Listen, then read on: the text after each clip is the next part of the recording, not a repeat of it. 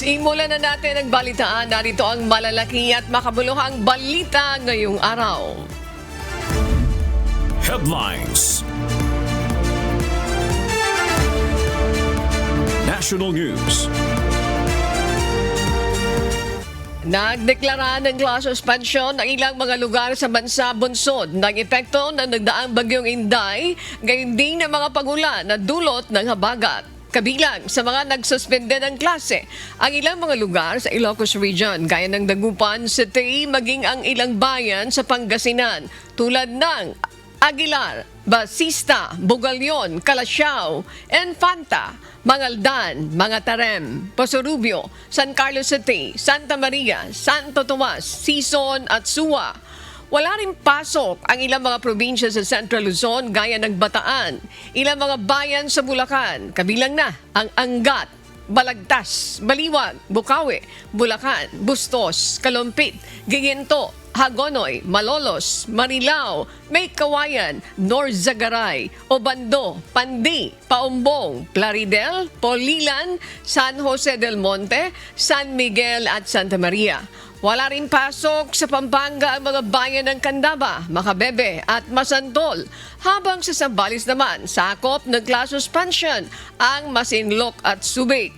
Wala rin face-to-face classes ang lahat ng antas, mapa-public at private na mga eskwelahan sa Taytay Rizal. Gayon din ang Calanogas sa Lanao del Sur at walang pasok. At tatagal po yan hanggang sa Huwebes, July 16. Para sa kompletong detalye at iba pang mga announcement, maaaring i-check ang official Facebook accounts ng inyong mga LGU o mayor para sa anunsyo ng class suspension. Hataw Balita ngayon. Umakit na sa 18 ang kabuang bilang ng naitalang nasawi matapos ang pananalasa ng bagyong Inday na sinabayan pa ng habagat sa bansa. Base sa pinakahuling ulat ng National Disaster Risk Reduction and Management Council o NDRRMC, as of 6 a.m. ng July 12, 2026, 2 naitalang nasawi sa Bukidnon, 10 sa Malapatan, Sarangani at 6 sa Calanogas, Lanao del Sur. Ang mga biktima ay sinasabing nasawi bunsod ng landslide at pagkalunod. 7 naman ang bilang ng sugatan habang umakit na rin sa 12 ang naiulat na nawawala at patuloy pa ang hinahanap sa ngayon. Gayunman, tuloy-tuloy pa rin ang isinasagawang validation ng NDRRMC hinggil sa bilang ng mga casualty kaya't maaari pang magbago ang mga numero. Samantala, umabot na sa 123 ang mga pamilyang naapektuhan ng pananalasa ng bagyo at habagat sa bansa, habang nasa 236 naman ang mga bahay na nasira. Patuloy naman ang pamamahagi ng tulong sa mga apektadong pamilya habang marami pa rin ang nananatili sa mga evacuation center. Hataw Balita ngayon. Tinangay ng malakas na agos ng ilog ang isang hanging bridge sa Barangay Camando, Leon, Iloilo kahapon, July 12 dahil sa malakas na pag-ulan na dulot ng bagyong Inday at habagat. Makikita sa video ang malakas na agos ng ilog na humampas sa tulay hanggang sa tuluyan itong maputol at tangayin ng rumaragasang tubig. Dahil sa pagkasira ng tulay, naputol ang mahalagang tawiran ng mga residente habang patuloy na nakararanas ng pagbaha at iba pang pinsala ang ilang bahagi ng Iloilo. Patuloy naman pinapayuhan ng mga otoridad ang mga residente na lumayo sa mga ilog, nasirang tulay at bahaing lugar dahil nananatili ang banta ng biglaang pagbaha at pagguho ng lupa. Hataw Balita ngayon. Umabot na sa 5,941 na individual o 1,827 na pamilya ang apektado ng bagyong Inday at pinalakas na habagat sa Iloilo. As of 5 p.m. kahapon, ayon sa tala ng PDRRMO Iloilo Operations Center, 284 mula sa 66 na pamilya ang nananatili pa sa 7 evacuation center na binuksan sa lalawigan. Pinangunahan ng Philippine Coast Guard o PCG, katuwang ang Municipal Disaster Risk Reduction and Management Office ang paglikas sa mga apektadong residente. Sa Barangay Miraga, Gibuangan, Santa Barbara, Iloilo, Kinakailangan ding ilikas ang kabaong na ito dahil sa patuloy na pagtaas ng tubig. Pinasok na rin ng tubig ang ilang mga bahay sa Barangay Santo Domingo sa Arevalo, Iloilo City, kaya hinihikayat na ng mga barangay official sa mga residente na lumikas sa mas ligtas na lugar bago patuluyang tumaas ang baha. 7 bahay ang napaulat na tuluyang nawasak dahil sa matinding ulan, habang 4 pa ang partially damaged. Patuloy namang nagmamonitor at nagsasagawa ng evacuation at response operations ang mga otoridad habang nananatili ang banta ng masamang panahon. Hataw Balita ngayon. Nilinaw ng Metropolitan Manila Development Authority o MMDA na peke at digitally manipulated ang viral na larawan ng L-shaped flood barrier sa EDSA. Ayon sa ahensya, ginamitan ng Artificial Intelligence o AI ang larawan kung saan makikita na baha at may nagkalat at lumulutang na basura sa paligid ng barrier upang magbigay ng maling impresyon sa publiko. Ipinaliwanag din ng MMDA na ang L-shaped flood barrier ay iniligay sa harap ng Gate 4 ng Camp Aguinaldo upang harangin ang tubig mula sa mas mataas na bahagi ng kampo at maiwasan ang pagbaha sa EDSA tuwing malakas ang ulan. Ang nasabing flood barrier ay isang teknolohiyang mula sa Japan na ginagamit bilang bahagi ng mga hakbang sa pag-iwas at pagbawas ng baha sa Kalakhang, Maynila. Dahil dito, pinayuhan ng MMDA ang publiko na beripikahin muna ang mga impormasyon sa mga official at reliable sources bago ito i-share sa social media.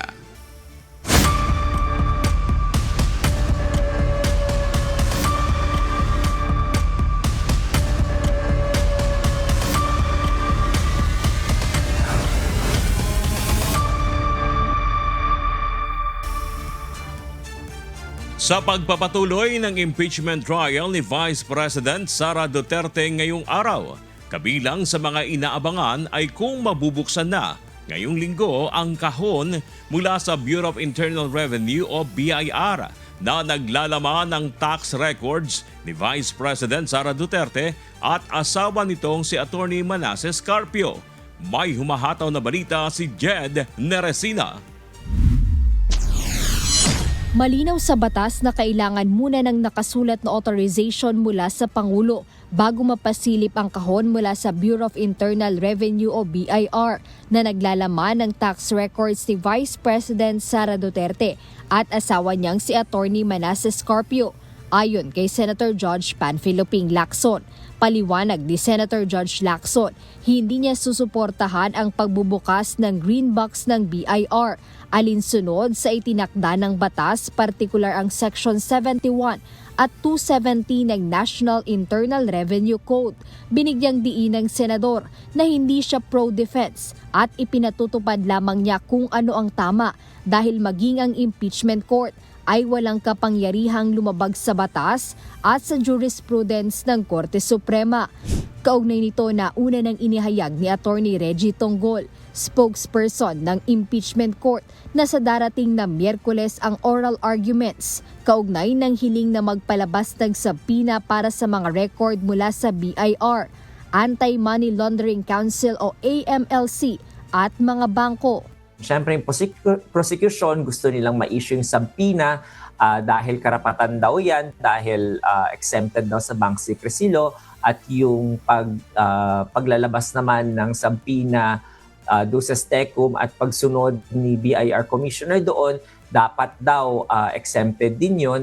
So, yun yung tatalakayin ng prosecution. Sa kabilang panig naman, sinasabi nila na hindi dapat ilabagin yung tax code, yung Section 270, na dahil wala naman daw utos mula sa palasyo na ilabas yung mga tax records na yon. Dahil yun lamang po yung exception doon. Samantala, upang matiyak naman ang transparency sa nagpapatuloy na impeachment trial ng pangalawang Pangulo, inianunsyo ni Senate President Sherwin Gatchalian na accessible na sa publiko ang lahat ng dokumentong may kinalaman sa paglilitis. Lahat ng ebidensya at dokumento ay direktang ia-upload sa opisyal na website ng Senado upang mapanatili ang integridad ng institusyon at maiwasan ang disinformation na kumakalat sa social media. Inatasan na rin ng Senate President ang Senate Secretariat na tiyaking may sapat na resources upang agad at mahusay na maipos ang mga dokumento sa pinakamabilis na paraan sa sandaling iharap ang mga ito sa paglilitis. Jedne Resina, humahataw sa balita ngayon. Sa pagpapatuloy ng Hataw Balita ngayon, handa ang prosekusyon na magpresenta ng 2 testigo kada araw sa impeachment trial kay Vice President Sara Duterte. Samantala, ipaliliwanag naman ng susunod na testigong mula naman sa National Bureau of Investigation ang resulta ng investigasyon ito kaugnay ng umano'y threat videos ng pangalawang Pangulo. May hataw na balita si Rosalie Cos. Nasa ikalawang linggo na ng paglilitis kay Vice President Sara Duterte. Ayon sa House Prosecution Team, upang makatulong na mapabilis ang pag-usad ng proseso, handa ang prosekusyong makapagpresenta ng 2 testigo kada araw. Sa pahayag ni House Prosecution Panel Member at San Juan City Representative Bel Zamora, nakahanda ang 1 testigong matapos ang 1 nakasalang at kung mapapahintulutan ng presiding officer ng impeachment court. Ngayong araw ng Lunes, July 13, ipepresenta ng prosekusyon bilang testigo si Attorney Jeremy Loto, Regional Director ng National Bureau of Investigation o NBI Bangsamoro Administrative Region for Muslim Mindanao. Sa Martes naman, July 14, ipepresenta bilang hostile witness si Attorney Zuleika Lopez, Chief of Staff ng Office of the Vice President. At sa Miyerkules, July 15 naman, si retired AFP Captain Belinda Bello, Executive Director ng Legislative Security Bureau, Office of the Sergeant at Arms ng House of Representatives. Samantala, ayon sa isa pang miyembro ng House Prosecution Panel na si Mamayang Liberal Party List Representative Leila De Lima, ang resulta ng investigasyon sa umano'y threat videos ni VP Duterte ang inaasahang ipaliwanag ng susunod na NBI witness na si Attorney Loto. Ang mangyayari naman ngayon in the case of Attorney Jeremy Loto, who is a seasoned NBI investigator, a lawyer, NBI lawyer, sasabihin naman niya po bakit at paano nila sinuri yung mga ebidensya, yung mga video na pinakita at inauthenticate dun sa testimony ni Senior Agent Calilong. So ano yung istorya dun? Paano nila, ano yung naging resulta ng kanilang investigasyon? 11 trial dates ang panukala ng prosekusyon para maipresenta ang kanilang mga testigo at ebidensya sa Article of Impeachment laban kay VP Duterte na assassination plot, grave threats at inciting to sedition. Rosalie Cos, humahataw sa balita ngayon. Nilinaw ni Senator Francis Cheese Escudero na hindi niya hiningi ang posisyon para maging presiding officer ng impeachment trial court. Samantala, bukas naman ang senador sa mga kukwestiyon sa legalidad ng kanyang pagiging presiding officer, gayon din ang maaaring pagdulog ng ilang grupo sa Supreme Court hinggil sa 16-vote threshold para sa posibleng conviction ni Vice President Sara Duterte. May hataw na balita si Joan Nano.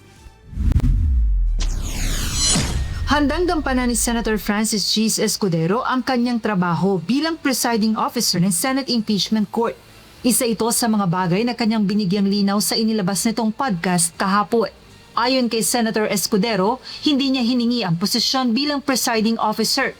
Gayunman, handa siyang harapin ang kanyang responsibilidad. Hindi ko ginusto to, hindi ko hiningi ito, hindi ko hinanap ito, pero hindi ko rin tatalikuran ang inaatas na responsibilidad sa akin na tulungan ang Senado at Impeachment Court na malampasan itong bahaging ito ng kasaysayan ng Senado at Impeachment Court kaugnay sa impeachment complaint laban sa ating ikalawang Pangulo.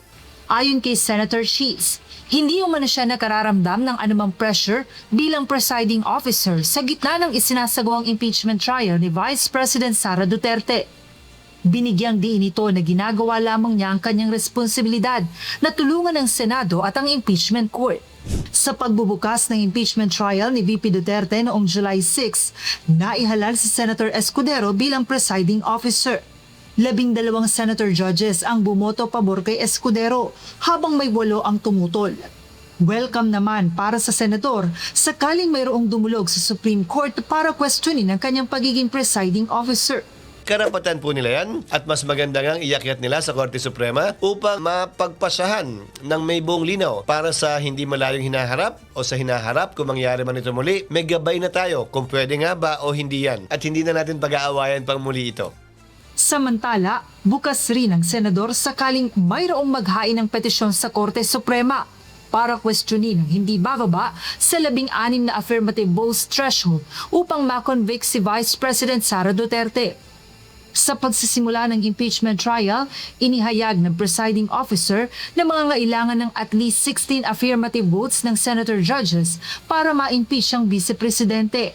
Hindi ko ito posisyon. Ito ang umiiral na batas sa ngayon. Base sa probisyon ng konstitusyon, base sa desisyon ng Korte Suprema sa Bayan versus Zamora, maliwanag yung paliwanag ng Korte Suprema doon. Kaya nga sinabi ko, kung sino man ang hindi sangayon sa posisyong ito, hindi lamang ng presiding officer, pati na rin ng impeachment court. Dahil wala namang umapila o naghahanap ng rekonsiderasyon sa aking pasya at sinabi, may pagkakataon silang iakyat ito sa Korte Suprema dahil justiciable controversy na ito. Bagaman hindi anya lahat ng senator judges ay sumasang-ayon sa 16-vote threshold. Ayon kay Senator Escudero, ilan sa kanyang mga kasama ang mayroong kaparehong interpretasyon. Joanano humahataw sa balita ngayon. Posibleng humarap na sa Sandigan Bayan sa July 15 si Senator Rodante Marcoleta kaugnay ng mga kinakaharap nitong kaso. Ayon sa Philippine National Police, fit to travel na ang mambabatas, gayunman mahigpit pa rin inoobserbahan ang lagay ng kanyang kalusugan. May hataw na balita si Dante Amento. Bumubuti na ang estado ng kalusugan ni Senator Rodante Marcoleta matapos makonfine sa PNP General Hospital dahil sa mild pneumonia. Bagamat iniinda pa rin ito ang pananakit ng kanyang dibdib at mataas ang blood pressure. Ayon sa pamunuan ng Philippine National Police o PNP General Hospital, may antibiotic na pinapainom sa senador. Fit to travel na rin anya ang mambabatas, pero dahil sa kanyang sakit, kailangan itong manatiling nakakonfine sa ospital. Sa kabila nito, inaasahang haharap na ang senador sa korte sa darating na July 15. Ipinag-utos ng Sandigan Bayan 3rd Division ang pagbibigay ng daily notarized health status ni Senator Marcoleta. Kami naman, we will just comply with the requirement, of course, of the Sandigan Bayan and the arresting officers. Kami for the health purpose. Hawak ng Sandigan Bayan 3rd Division ang mga kasong nakahain laban kay Marcoleta at mga kapwa-akusado nito tulad ng plunder at paglabag sa Presidential Decree No. 46. Tiniyak ng PNP Health Service na maghihigpit din sila sa pagpapapasok ng bisita kay Marcoleta dahil sa kalusugan nito. We apologize that there are some lapses na nakita and we will comply with the requirement of the Sandigan Bayan. Nung una pa lang naman restricted ito. But again, we will follow the court order no na we cease to is that restricted lang yung mga visitation na given with his medical conditions. Kapag humarap na sa Sandigan Bayan si Senator Marcoleta, inaasahang babasahan siya ng sakdal kasunod ang commitment order kung saang detention facility ito ikukulong. Dante Amento, humahataw sa balita ngayon. Nilinaw ni Pasig City Mayor Vico Soto na fake news ang kumakalat na post sa social media hinggil sa umano'y preventive suspension order na inilabas ng Office of the Ombudsman laban sa kanya. Batay sa nasabing peking posts, ang reklamo ay may kaugnayan umano sa hindi pamamahagi ng 1,500 pesos na one-time cash allowance para sa mga empleyado ng Pasig City Hall noong pagdiriwang ng Araw ng Pasig. Humingi ng tulong si Mayor Vico na may report ang nasabing page at kinundina ang mga nagpapakalat ng mga kasinungalingan at maling balita. Para po sa mga balita sa iba't ibang panig ng mundo, narito ang ating global correspondent na si Noel Poliarco mula sa Edmonton, Canada. Good morning, Noel. Global News. Yes, magandang umaga sa iyo, Sherwin, kay Bernard at kay Annie at sa ating mga kasangbahay. Narito ang ating Global News.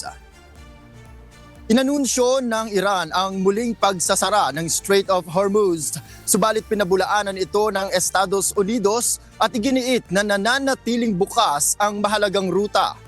Samantala, nangako naman ang bagong Supreme Leader ng Iran na ipaghihiganti nito ang pagkamatay ng kanyang ama na si Ayatollah Ali Khamenei. May hataw na balita si James Bontuyan. Dahil sa nagpapatuloy na tensyon sa gitnang silangan, inanunsyo ng Islamic Revolutionary Guard Corps o IRGC ng Iran ang muling pagsasara ng Strait of Hormuz. Ayon sa Persian Gulf Strait Authority o PGSA, hindi mo napapayagang makadaan ang mga sasakyang pandagat sa mahalagang waterway dahil sa nagpapatuloy na banta sa seguridad. Sinabi rin ito na muli lamang susuriin ang mga aplikasyon para sa paglalayag kapag naibalik na ang katatagan ng sitwasyon sa rehiyon. Ang PGSA ang ahensya nangangasiwa sa mga panutunan at pagpapahintulot sa pagdaan ng mga sasakyang pandagat sa Strait of Hormuz. Nagbabala rin ng IRGC na sinumang hindi susunod sa mga itinakdang ruta at panuntunan ng Iran ay maaaring makatanggap ng matinding aksyong militar. Dagdag pa nito na mananatiling sarado ang strait hanggang matigil ang anilay pakikialam ng Estados Unidos sa rehiyon. Pinabulaanan naman ito ng Estados Unidos at iginiit na nananatiling bukas ang Strait of Hormuz. Ayon sa US Central Command o CENTCOM, malaya pa rin nakakadaan ang mga sasakyang pandagat sa international waterway at nakahanda ang mga pwersa ng Estados Unidos na tiyakin ang kaligtasan ng paglalayag. Binigyan din ito na hindi kontrolado ng Iran ang Strait of Hormuz at patuloy ang pagdaan ng mga barko doon. Gayunman, ilang commercial vessel na ang napaulat na tinamaan sa gitna ng lumalalang sigalot. Pinakahuli rito ang Cyprus flag container ship na MV GFS Galaxy na ayon sa Estados Unidos ay tinamaan ng pag-atake ng Iran habang tumatawid sa Strait of Hormuz. Napinsala ang engine room ng barko at napilitang lumikas ang mga crew sakay ng lifeboat habang isang Indian crew member ang napaulat na nawawala. Ditong weekend, muling nagpalitan ng pag-atake ang Estados Unidos at Iran. Nagpakawala ang Iran ng mga missile at drone laban sa mga US military base at pasilidad sa Qatar, Bahrain, Kuwait, Jordan at Oman. Ayon sa IRGC, tinamaan nito ang mga logistics facility, refueling platform ng mga US aircraft carrier, mga command center, radar site, ammunition depot at ilang MQ-9 drone hangars sa rehiyon. Bilang tugon, naglunsad naman ang Estados Unidos ng ikatlong round ng airstrike sa Iran kung saan tinatayang aabot sa 140 military target ang tinamaan. Kabilang dito ang mga missile at drone site, naval facilities, communication networks, coastal surveillance locations at mga imbaka ng armas. Sa kabuuan, mahigit 300 target na ang tinamaan ng Estados Unidos sa loob ng 3 magkakasunod na gabi. Sinabi naman ni Iranian Parliament Speaker Muhammad Bagher Ghalibaf na tapos na ang panahon ng mga kasunduang pabor lamang sa isang panig. Giit niya, binalaan na nila ang Estados Unidos na tuparin ang mga pangako nito at may kapalit ang mga anumang paglabag sa Memorandum of Understanding o MOU, partikular sa usapin ng Strait of Hormuz. Binigyan din naman ni Iranian Foreign Minister Abbas Araghchi na magiging matatag lamang ang anumang MOU kung susunod ang magkabilang panig sa mga napagkasunduan. Anumang paglabag umano ng Estados Unidos ay sasagutin ng katumbas na hakbang ng Iran.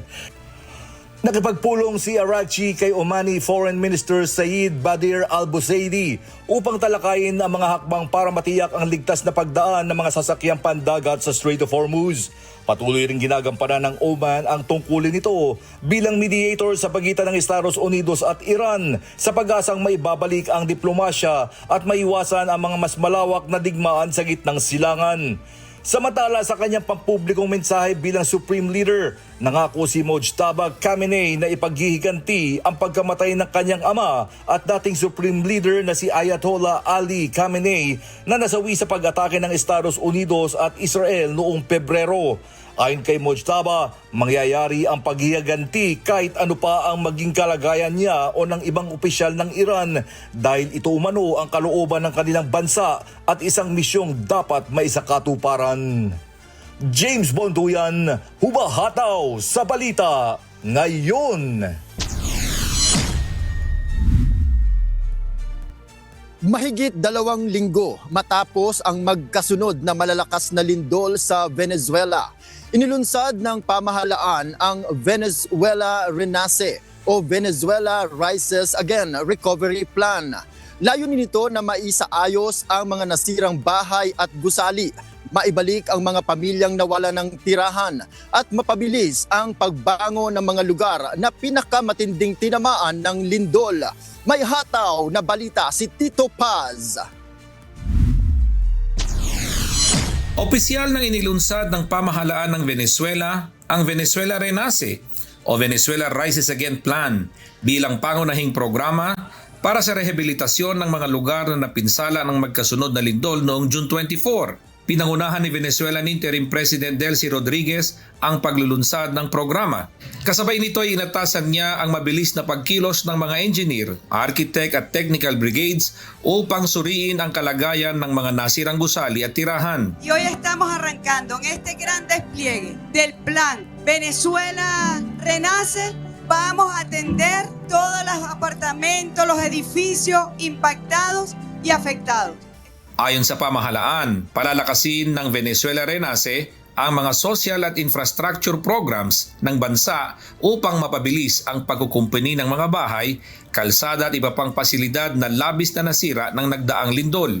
Unang popondohan ang mga lugar na may pinakamalaking pinsala, lalo na sa estado ng La Guaira, kung saan pinakamarami ang mga gusaling gumuho o malubhang na pinsala.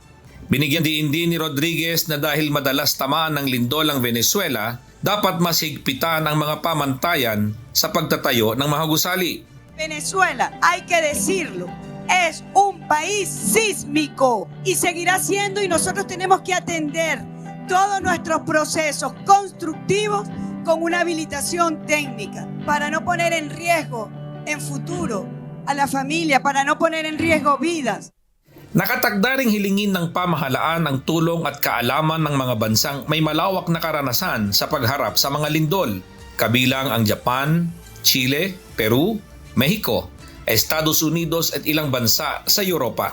Sa pinakabagong assessment, aabot na sa 1,093 na mga gusali ang nasuri sa La Guaira. Ayon sa mga otoridad, mahigit 67% ng mga ito ang walang naging malubhang structural damage, habang ang mga gusaling nakatanggap ng red tag ay sasailalim pa sa mas malalim na inspeksyon upang matukoy kung maaari pa itong ayusin o kailangan ng gibain. Inihayag din ng pamahalaan ang agarang rekonstruksyon ng 600 apartment na magbibigay ng ligtas na tirahan sa mahigit 3,000 evacuees na mananatili pa sa temporary evacuation camp. Samantala, nagipagpulong din si Rodriguez kay United Nations Undersecretary General for Humanitarian Affairs Tom Fletcher upang palakasin ang koordinasyon sa pamamagitan ng pamahalaan ng Venezuela at ng United Nations pagdating sa mga humanitarian at rehabilitation efforts. Nanawagan naman si Rodriguez ng pagkakaisa, hindi lamang sa muling pagpapatayo ng mga nasirang infrastruktura, kundi pati sa pagbangon ng mga pamilyang labis na naapektuhan ng sakuna. No se trata solamente de infraestructura, hermanos y hermanas. Se trata también de construir el nuevo ser venezolano. Vamos a la nueva humanidad de Venezuela. Una nueva república con nuevos valores, con nueva educación, con una ética humana profunda. Vamos Venezuela, fuerza, esperanza para conquistar la alegría del futuro. Ayon sa pinakabagong opisyal na tala, umaabot na sa 4,333 ang nasawi sa nangyaring twin earthquake sa Venezuela. Mahigit 16,700 ang nasugatan at halos 17,000 ang nawalan ng tirahan. Daan-daang gusali rin ang napinsala dahil sa malakas na lindol. Patuloy naman ang paghahanap sa mga nawawalang biktima at ang mga hakbang upang maibalik sa normal ang pamumuhay sa mga pinaka-tinamaang lugar. Tito Paz, humahataw sa balita ngayon. Nagdulot ng malawakang pinsala ang pananalasa ng bagyong Bavi sa silangan ng China, kung saan nakaranas ang mga residente ng matinding hangin, malakas na pag-ulan, pagbaha at malalaking alon. 2 beses naglandfall ang bagyo sa Zhejiang Province bago ito humina bilang isang severe tropical storm. Narito ang humahataw na balita. Umabot sa halos 2 milyon ang kinailangang ilikas ng mga otoridad sa silangang bahagi ng China bago pa man tuluyang manalasa ang bagyong Bavi. Nagdala ang bagyo ng malalaking alon at storm surge sa mga baybaying lugar na nagdulot ng pangamba sa mga residente. Habang ilang waterfront sa coastal road ang nilamo ng rumaragasang tubig bago tumama sa China. Una munang nanalasa ang bagyong Bavi sa Guam at Northern Mariana Islands bilang isang super typhoon bago tumawid sa hilagang Taiwan at mga isla ng Timog Kanlurang Japan kung saan libo-libo ang nawalan ng kuryente at nagkaroon ng malakas na pag-ulan. Unang naglandfall ang bagyo bandang 11:20 ng gabi noong Sabado sa lungsod ng Huan sa Zhejiang Province. Taglay ang lakas na hangin na umaabot sa 144 kilometers per hour. Makalipas ang ilang sandali, muli itong naglandfall sa kalapit na lungsod ng Yeqing bago tumungo sa Hangzhou habang patuloy na humihina. Dahil sa lawak ng bagyo, sinuspindi ang klase, trabaho at mga outdoor activities sa ilang lalawigan. Mahigit 300 flights ang kinansela sa Zhejiang habang mahigit 680 flights at halos 1,620 na mga biyahe ng tren ang hindi rin nakaalis sa Shanghai. Sa mga larawang kumalat online, makikita ang matinding epekto ng bagyo. Isang apartment ang nasira matapos mabasag ng malakas na hangin ang malalaking salamin ng bintana. Sa iba namang lugar, sumabog ng ilang beses ang isang electrical transformer habang humahampas ang malakas na ulan at hangin. Sa Wenzhou City, nagbagsakan na ang maraming puno dahil sa tindi ng hanging dala ng bagyo. Naging mapanganib din ang mga baybayin matapos humampas ang napakalalaking alon na umapaw sa mga seawall na umabot pa sa mga katapat na gusali at kalsada. Sa Shanghai naman, tumaas ang tubig sa mga pampublikong waterfront habang humahampas ang malalakas na alon sa mga river embankment. Nagdulot din ang malakas na pag-ulan ng pagbaha sa ilang lugar sa Zhejiang kung saan lubog sa tubig ang mga kalsada at residential area. Sa Taizhou naman, bahagi pa rin ng Zhejiang Province. Sumiklab ang isang malaking sunog habang patuloy ang pananalasa ng bagyo na nagdagdag sa mga hamon na kinaharap ng mga responder. Sa Jiangsu Province, nasira ang bubong ng ilang bahay dahil sa lakas pa rin ng bagyong Bavi.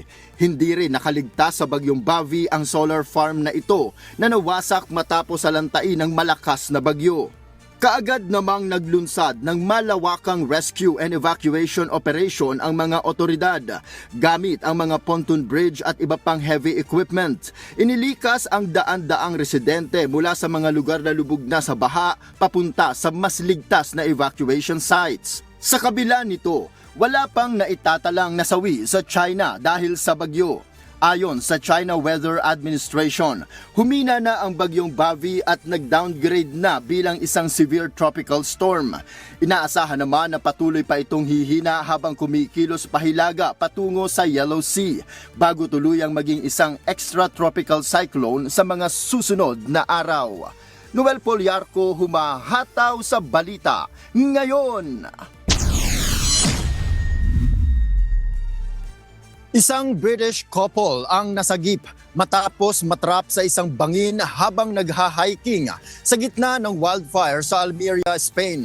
Natagpuan silang halos walang malay at may matitinding paso sa kanilang katawan kaya agad dinala sa ospital. Umakyat na sa 12 ang nasawi sa malaking wildfire habang mahigit 6,600 na ektarya ng lupain ang tinupok ng apoy. Ayon sa mga rescuer, narinig nila ang mahihinang sigaw ng mag-asawa na naging dahilan para matuntun sila sa ilalim ng bangin. Samantala, under control na ng mga bumbero ang sunog, kaya pinayagan ng makabalik sa kanilang mga tahanan ang daan-daang evacuees. Hataw Balita ngayon!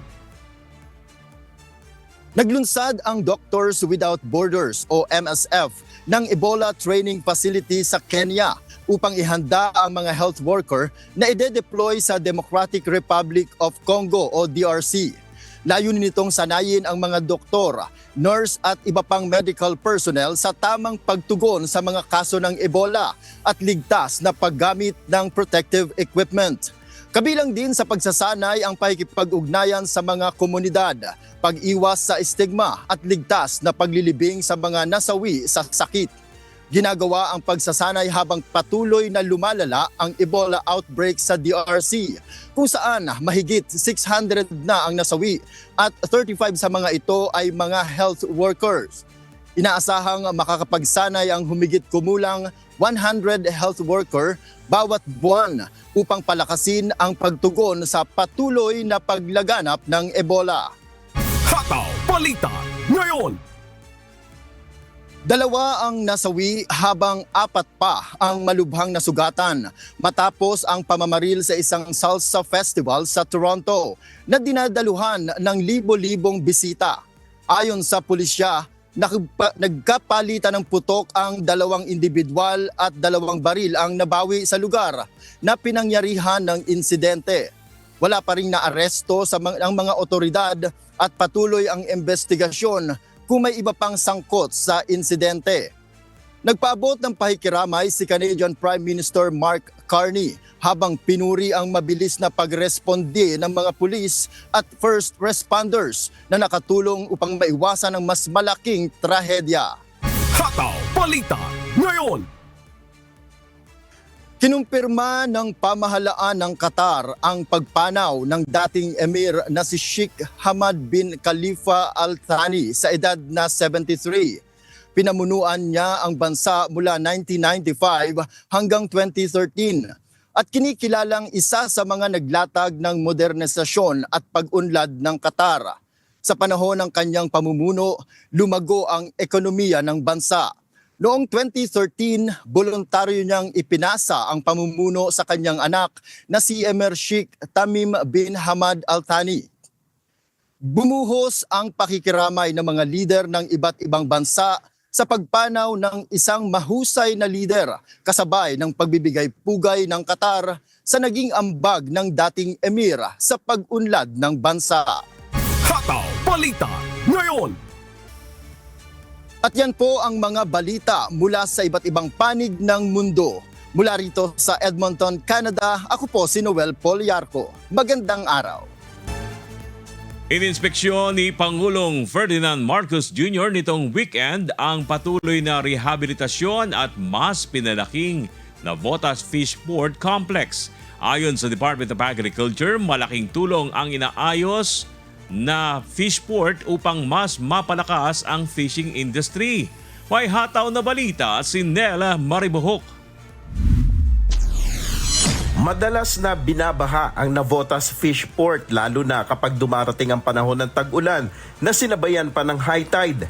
Pero ngayon ayon kay Department of Agriculture Secretary Francisco Chu Laurel Jr., bumuti na ang lagay ng fish port magmula ng simulan ang rehabilitasyon at pagpapalawak nito. Dahil dito, mas nagiging mabilis ang pagbababa ng mga nahuling isda at mas naging maayos ang operasyon ng daungan.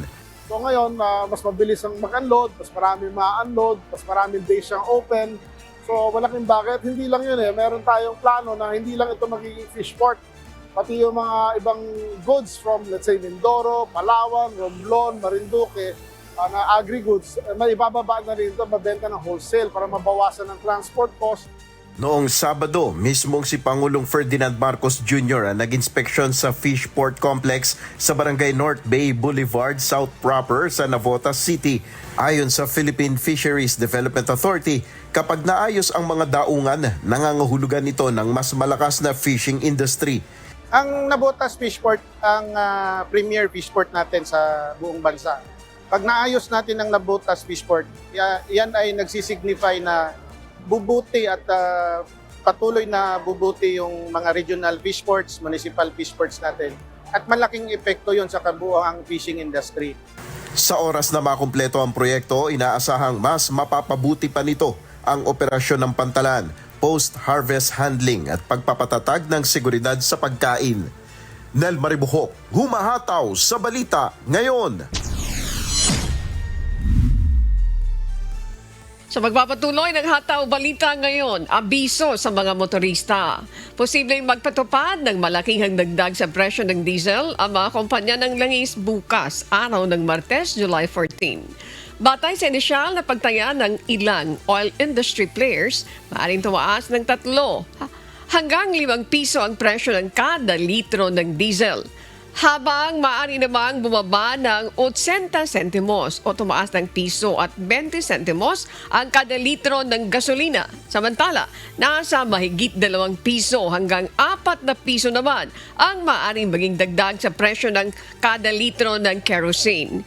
Isa sa mga sinasabing pangunahing dahilan ng panibagong oil price hike ang tumitindi na namang tensyon sa pagitan ng Amerika at Iran.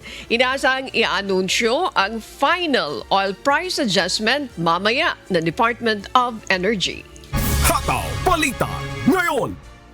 Magpapatupad ang pansamantalaang pagbabago sa pag-drop off ng mga pasahero sa Terminal 3 ng Ninoy Aquino International Airport. Ayon sa pamunuan ng NAIA, ito'y upang bigyang daan ang pagkakabit ng canopy sa departure area ng terminal.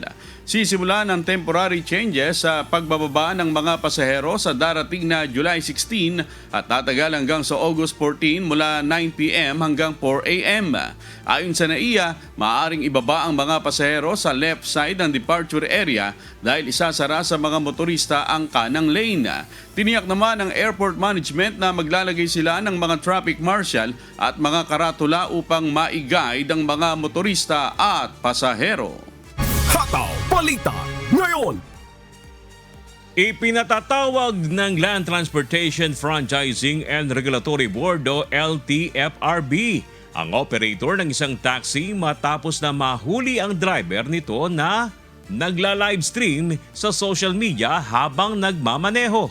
Ayon sa LTFRB, ang nasabing asal ay malinaw na paglabag sa Memorandum Circular na inisyu kamakailan, kung saan pinapalalahanan ang mga public utility vehicles na huwag mag-engage sa vlogging at iba pang social media content yung mga driver habang nagmamaneho sa ngalan ng road safety.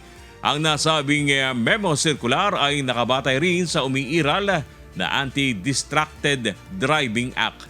Pinagpapaliwanag ng LTFRB ang taxi operator kung bakit hindi dapat na masuspendi o makansela ang kanilang prangkisa.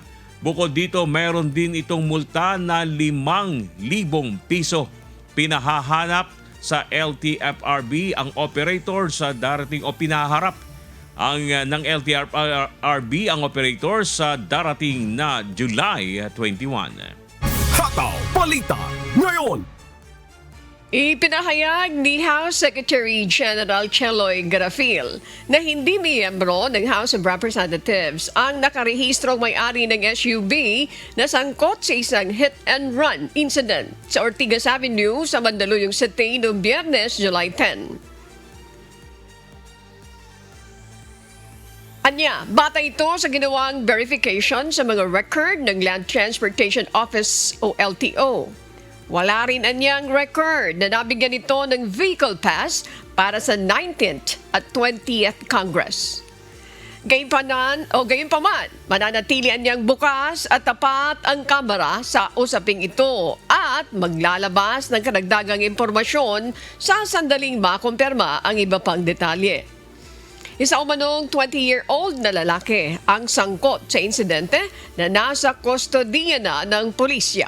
Samantala, nasawi sa insidente ang motorcycle passenger at sugatan naman ang motorcycle rider. Hataw Balita ngayon. Halos 40 pamilya ang nananatili sa evacuation center matapos ang sunog na sumiklab sa ilalim ng isang tulay sa Congressional Avenue, Quezon City. Samantala, sarado pa rin sa trapiko ang naturang tulay matapos na mapinsala ng sunog. May hataw na balita si Asher Cadapan Jr. Ligtas at pansamantalang nanunuluyan sa evacuation center ang 38 pamilyang naapektuhan ng sunog sa ilalim ng tulay sa Congressional Avenue sa Barangay Bahay Toro, Quezon City noong Sabado. Ayon sa Quezon City Government, inaasikaso na ang mga evacuee ng Social Services Development Department at iba pang ahensya para sa kanilang pangangailangan. Target ng LGU na malipat ang mga apektadong pamilya sa maayos at permanenteng pabahay. Personal naman na ininspeksyon ni Quezon City Mayor Joy Belmonte ang tulay pagkatapos ng sunog upang alamin ang sitwasyon sa lugar. Sa larawang ibinahagi ng alkalde sa kanyang Facebook page, makikita ang pag-angat ng bahagi ng kalsada ng tulay at iba pang pinsala sa insidente. Bunsod nito, mananatiling sarado ang tulay sa Congressional Avenue para sa kaligtasan ng lahat, lalo na ng mga motorista. Hindi pinapayagan dumaan sa parehong eastbound at westbound ang anumang uri ng sasakyan. Paliwanag ng QCLGU, hindi ligtas na daanan ang tulay matapos umangat ang bahagi ng aspalto sa matinding init na dulot ng sunog. Tiniyak naman ng Quezon City Engineering Department ang patuloy na pakikipag-ugnayan nila sa Department of Public Works and Highways o DPWH. Ito ay upang agad na maiayos ang nasirang tulay.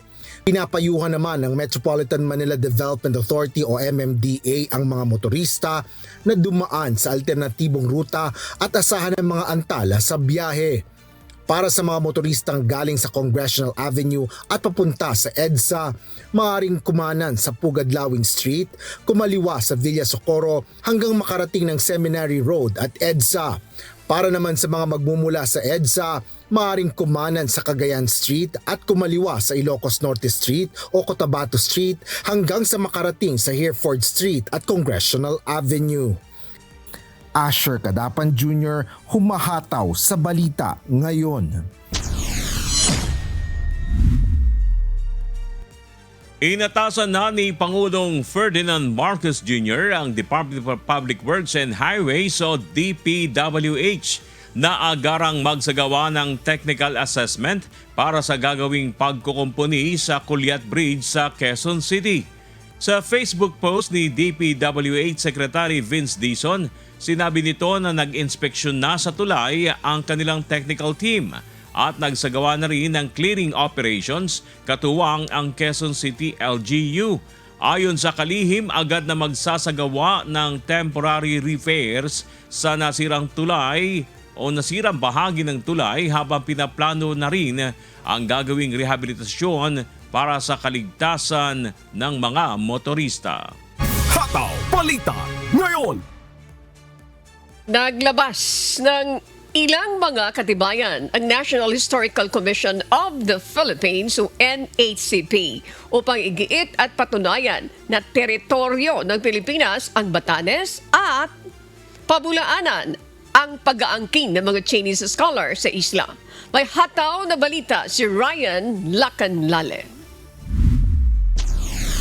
Pinabulaanan ng National Historical Commission of the Philippines o NHCP ang pahayag ng ilang Chinese scholars na bahagi umano ng China ang Batanes.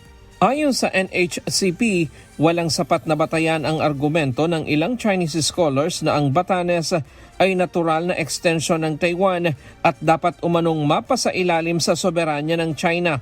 Iginiit ng komisyon na ang naturang claim ay nakabatay sa maling interpretasyon ng kasaysayan at hindi tumutugma sa mga umiiral na kasunduan at record na kumikilala sa teritoryo ng Pilipinas. Ipinaliwanag ng NHCP na ang Batanes ay kasama sa mga teritoryong ipinasa sa ilalim ng Treaty of Paris noong 1898 at kinikilala rin ng mga sumunod na kasunduan na nagbigay daan sa ganap na kalayaan ng Pilipinas. Tinanggihan din ng NHCP ang argumento na ang pagbabalik ng Japan sa mga teritoryong sakop nito matapos ang ikalawang digmaang pandaigdig ay may kaugnayan sa Batanes dahil wala umanong batayan na bahagi ito ng mga teritoryong pag-aari ng China na dapat ibalik. Ayon pa sa komisyon, ang mga pahayag na nagsasabing ang soberanya ng Pilipinas sa Batanes ay isang simpleng pagsasamantala sa kaguluhan matapos ang digmaan ay walang suportang historikal at legal. Binigyang diin din ng NHCP na ang ganitong mga pag-aangkin ay hindi tatagal sa masusing pagsusuri sa akademikong larangan sa labas ng China. Para naman kay Defense Secretary Gilberto Chodoro, wala na sa normal na pag-iisip ang claim na teritoryo ng China ang Batanes. Dapat talaga strong ang pushback natin dyan kasi number one, hindi lamang ito labag sa international law hindi labag sa ating saligang batas, kundi labag sa normal na pag-iisip ng tao. Hindi, palagay ko meron talagang diferensya, no? At kung paniwalaan yun, naku, may systemic dysfunction ang lipunan na maniniwala doon. Kasi grabe ang panaginip eh. Binigyang diin naman ng kalihim na hindi lamang sa hilagang bahagi ng bansa palalakasin ang presensya ng Pilipinas, kundi sa lahat ng bahagi ng ating teritoryo at karagatan. We will increase our patrols in all areas. In all areas. Mind you, even in the Pacific Ocean and in the Philippine Rise. We need to do that because once we be remiss in that, then somebody else may claim ownership over it. Ayon kay Secretary Teodoro, mahalaga ang patuloy na pagpapatrolya at presensya ng bansa upang maprotektahan ang soberanya ng Pilipinas laban sa anumang pag-aangkin. Ryan Lacanlale, humahataw sa Balita Ngayon. Pinangunahan ni Defense Secretary Gilberto Teodoro Jr. ang flag raising ceremony sa Pag-asa Island sa West Philippine Sea bilang paggunita sa ika-10 taon ng 2016 Arbitral Award. Sa kanyang pagbisita sa tanging isla sa Kalayaan Island Group na may permanenteng sibilyan, iginit ng kalihim na dapat doblehin ng Pilipinas ang pagpapalakas ng depensa at paghahanda sa West Philippine Sea. Nagbabalik si Ryan Lacanlale. 10 taon matapos kilalanin ng Arbitral Tribunal ang karapatan ng Pilipinas sa West Philippine Sea, nanawagan si Defense Secretary Gilberto Teodoro Jr. ng mas mabilis na pagkilos para mapalakas ang depensa ng bansa. Sa pagbisita niya sa Pag-asa Island kahapon, sinabi ni Secretary Teodoro na ang susunod na dekada ay mangangailangan ng mas matatag na paghahanda dahil patuloy ang mga hamon sa seguridad sa karagatan. For the next 10 years, we have to move double time. Kasi mas mabilis gusto panitan ang ating hold sa ating teritoryo at sa sovereign rights natin. Kasama sa mga binanggit ng kalihim ang pagpapatuloy ng defense capability build-up, pagtatayo ng credible deterrence at pagpapalakas ng defense establishment. Anya, kailangan ding palakasin ang economic resilience upang hindi maging vulnerable ang bansa sa mga interes na maaaring maging banta sa seguridad. Thirdly, ang ating industrial resilience para hindi tayo na nasa palad ng kung sino man na may interes na hostile sa atin, no?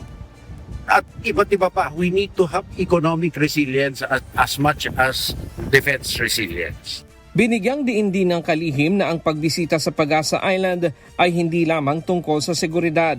Dahil may permanenteng komunidad dito, ipinaliwanag nito na kailangan ding palakasin ang presensya ng pamahalaan sa isla sa pamamagitan ng mas mabilis na paghahatid ng serbisyo mula sa edukasyon, kalusugan, tubig at iba pang pangunahing pangangailangan. Nakadalaw tayo dito because rather than a purely security perspective, nakikita natin it's a habitation perspective already. Kaya ang next challenge here, lalong-lalo na, may eskwelahan, may kabataan, there are health needs, there are sanitation needs, water needs. Pero ang isa sa hamon ngayon sa Pag-asa Island ay ang access, kung saan nakadepende sa kondisyon ng panahon ang pagdating ng mga supply at serbisyo sa isla. Ang pagbisita ni Secretary Teodoro sa Pag-asa Island ay bahagi ng paggunita ng ika-10 taong anibersaryo ng Arbitral Award. Bago nito, isinagawa rin ng National Peace Walk sa Quirino Grandstand na dinaluhan din ng kalihim at ni AFP Chief of Staff General Romeo Browner Jr. Iginiit ni General Browner na ang arbitral ruling ay patunay na ang mga alitan sa karagatan ay dapat resolbahin sa ilalim ng batas at hindi sa pamamagitan ng puwersa. Samantala, nagpahayag naman ng suporta ang 13 bansa sa 2016 Arbitral Award.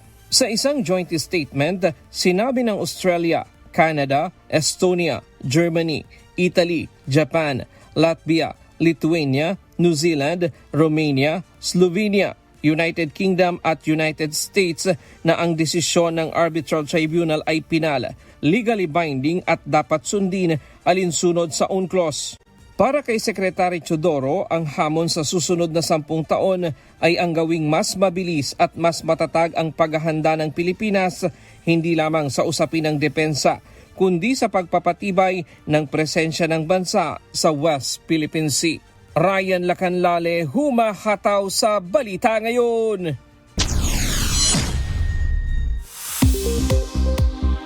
Weather News.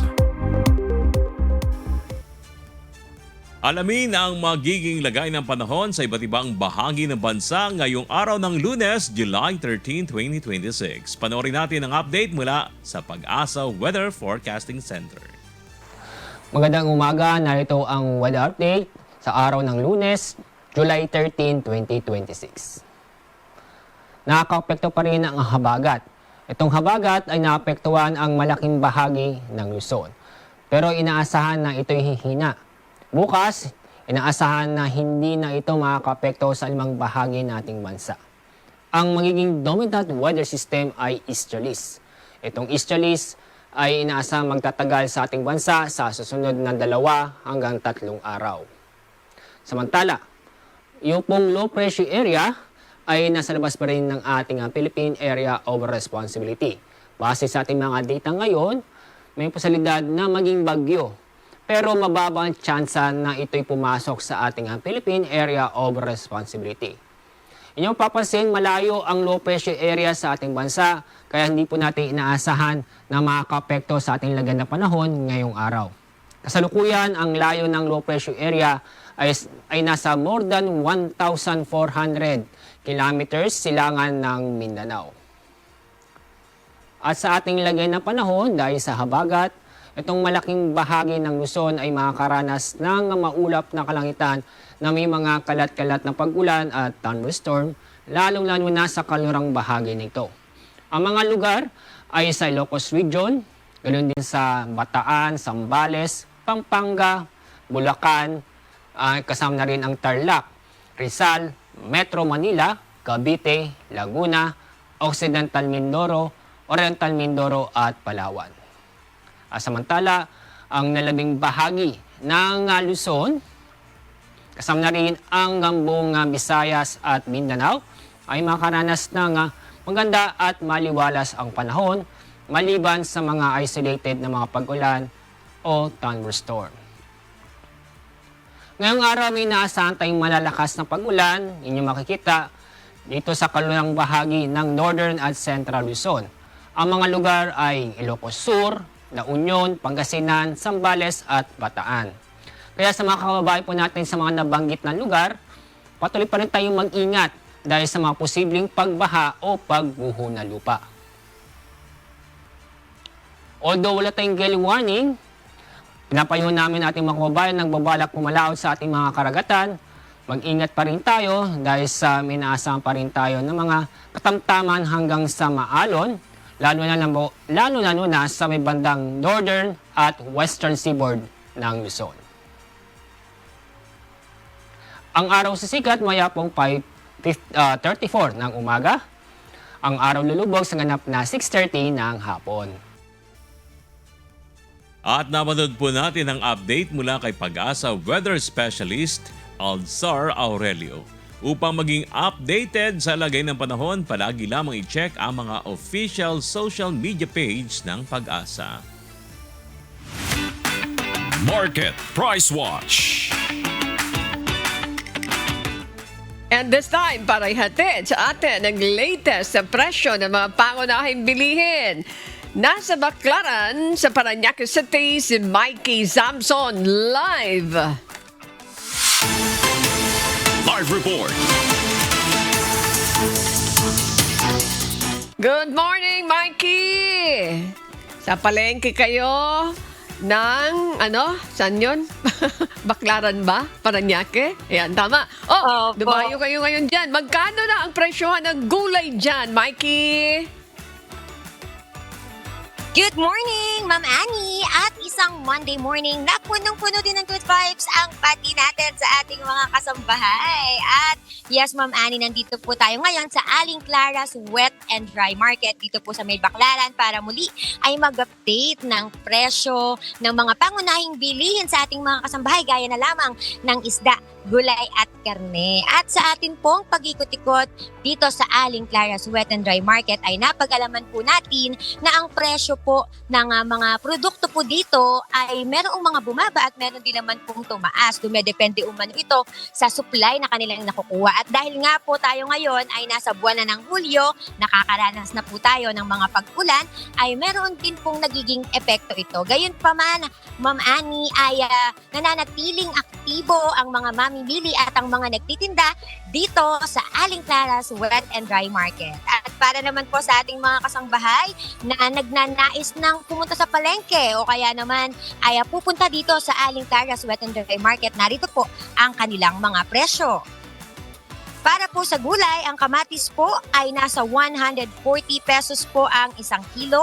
Ang sibuyas naman po ay 140 pesos din po ang 1 kilo. Ang bawang naman, ang bawat kilo niyan ay 180 pesos.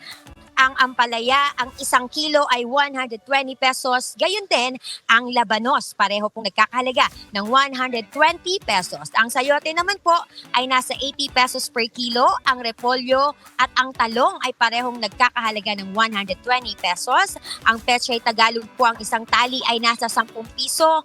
Ang kangkong ay nasa 10 piso din po ang 1 tali at ang okra, gayon din po. Pareho pong nasa 10 piso ang bawat tali. Pagdating naman po sa isda, ang tilapia po ay nagkakalaga ng 160 pesos per kilo. Ito po ay yung fresh na tilapia. At ang lapu-lapu ay 360 pesos.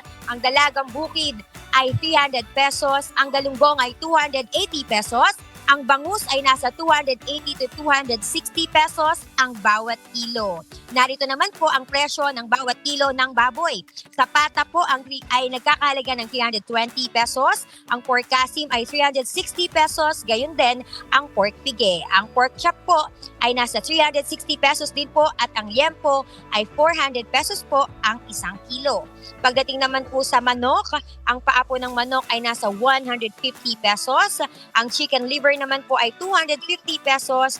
Ang quarter legs ay 220 pesos. At ang whole dressed chicken ay 200 pesos ang bawat. Yan po ang presyo ng mga binili dito sa Aling Clara's Wet and Dry Market. At para naman po sa ating mga special shoutout, muli po nagpapasalamat po kami sa amin pong market coordinator, si Minda Sional, sa lahat po ng mothers and marshals ng lokal ng Baclaran. At sa mga admin, security, and vendors dito sa Aling Clara's Wet and Dry Market. Yan po muna ang update mula po dito. Ako po si Mikey Samson. Balik po sa inyo, dyan sa studio. Maraming salamat, Mikey Samson. Kasama si Jose Ibanez and Jodren and Bernie. Maraming salamat po at magandang umaga. Aling Clara's Wet and Dry Market sa Baclaran. Good morning po. Maraming salamat. Sports News.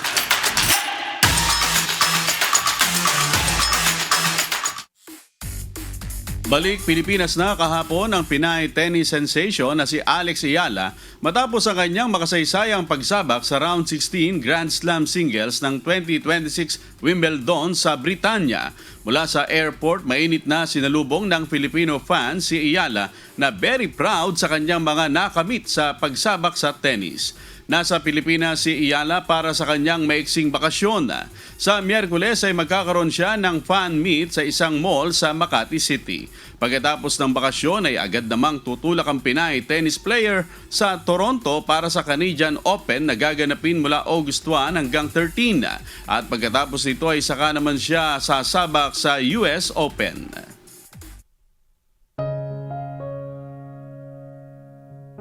At sa aming ibabahaging mga salita ng Diyos na ating sandigan mula sa Kawikaan, Kapitulo 3, talatang 11 hanggang 12. Anak ko, huwag mong hamakin ang parusa ng Panginoon, ni mayamot man sa kanyang saway, sapagkat sinasaway ng Panginoon ang kanyang iniibig, gaya ng ama sa anak na kanyang kinalulugran.